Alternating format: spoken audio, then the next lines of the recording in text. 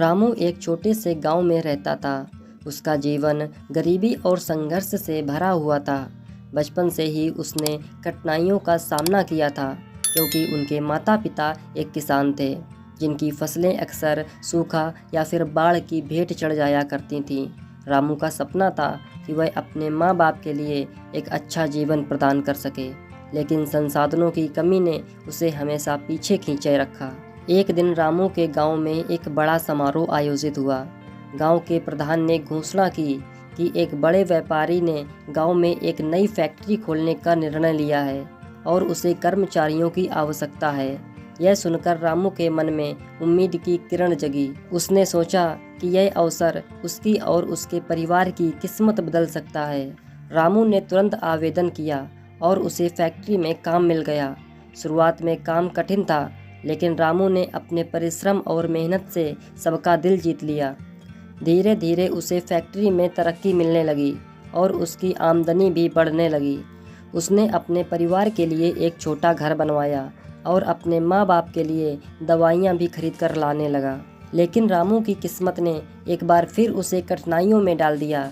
एक दिन फैक्ट्री में आग लग गई और सब कुछ जलकर खाक हो गया। रामू के सामने फिर से अंधेरा छा गया।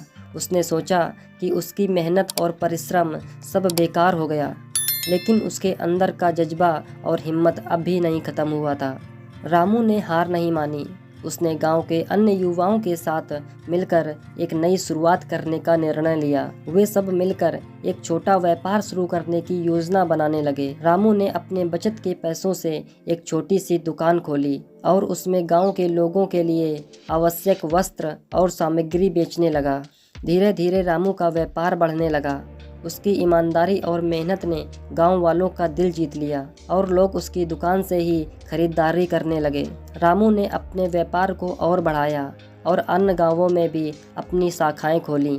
उसने गांव के विकास में भी योगदान देना शुरू कर दिया।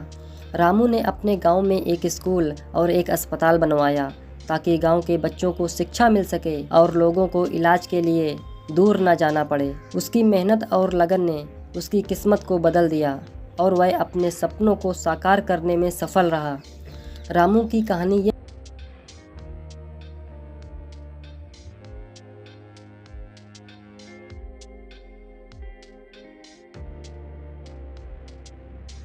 और अपने लक्ष्यों को प्राप्त करने के लिए निरंतर प्रयासरत रहना चाहिए।